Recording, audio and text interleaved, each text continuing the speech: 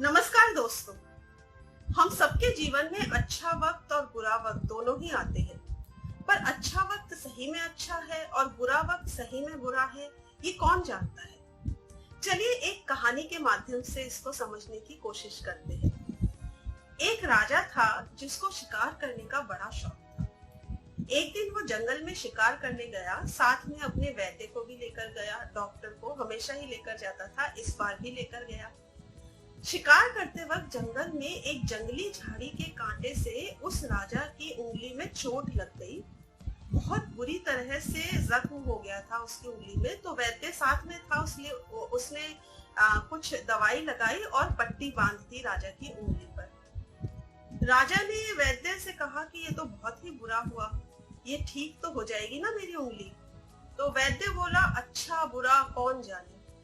राजा को थोड़ा अजीब लगा पर वो चुप रहा। वो लोग जब वापस आ गए, राजा ने इंतजार किया अपनी उंगली के ठीक होने का। पर कुछ दिनों तक वो उंगली ठीक तो नहीं हुई, पर और भी उसकी हालत खराब हो गई। उसकी उंगली पकने लग गई। तब उसने वैद्य को बुलाया और बोला कि ये उंगली तो और बुरी हालत हो गई है इसमें, ये तो और बुरा हुआ। तब वैद्य ने फिर वही बात की, अच्छा बुरा कौन जाने। तो राजा को थोड़ा गुस्सा आने लगा, पर उसने ये सोचा कि ये ज्ञानी पुरुष है, वैद्य है, इसको नॉलेज है, तो ठीक है, थोड़ा और इंतजार करते हैं। कुछ दिनों बाद राजा की उंगली बहुत ज्यादा, उसकी हालत इतनी खराब हो गई कि उस उंगली को काट देना पड़ा। अब राजा को बहुत गुस्सा आया और उसने वैद्य को बुलाया और आदेश दिए कि इस वैद्य को जेल में डाल दिया जाए और 1 महीने के अंदर फांसी दे दी जाए। वैद्य इस हालत में भी यही बोला, अच्छा बुरा कौन जाने। अब थोड़े दिन बाद राजा को फिर से शिकार का शौक लगा। वो फिर से शिकार पर गया और इस बार उसके साथ कुछ ऐसा घटा जो और भी बुरा था।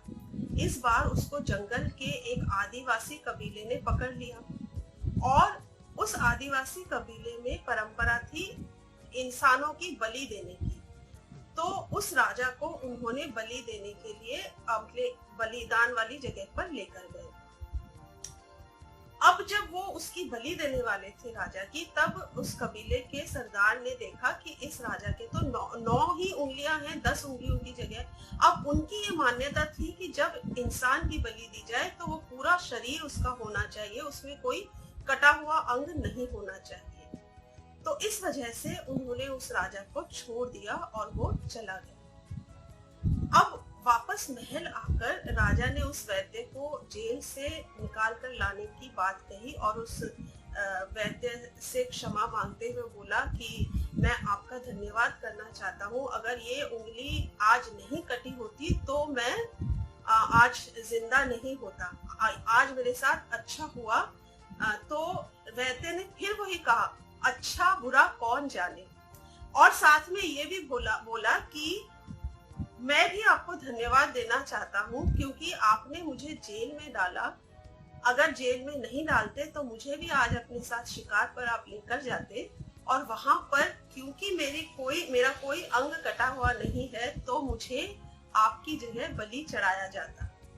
तो ये जेल में जाना मेरे लिए अच्छा साबित हुआ, मैं आपको धन्यवाद देता हूँ। तो जब भी हमारे जीवन में कुछ अच्छा होता है, उसका बाद में क्या परिणाम होगा वो हम अभी नहीं देख पाते हैं। कुछ भी जो बुरा होता है वो कितना बुरा है या आगे की जिंदगी के लिए कुछ अच्छा है उसमें छुपा हुआ, वो भी हम नहीं जानते। जो इस बात को समझ जाता है वो अच्छे वक्त पर और बुरे वक्त में दोनों ही समय संयमित यानी बैलेंस्ड रहता है। उसको डिप्रेशन नहीं होता। वो अगर बुरे वक्त में खुश भी ना रहे तो कम से कम इतना परेशान तो नहीं रहता, क्योंकि उसको ये पता है कि आज जो बुरा है वो हो सकता है आगे जाकर उसमें से कोई अच्छाई मेरे लिए निकले। इस बात को समझने की हम सभी को जरूरत है, स्पेशली इन दिनों में जब हम बहुत ही एक बुरे वक्त से गुजर रहे हैं। आप भी सोचिए, इस बुरे वक्त में क्या आपके साथ कुछ अच्छा हो रहा है?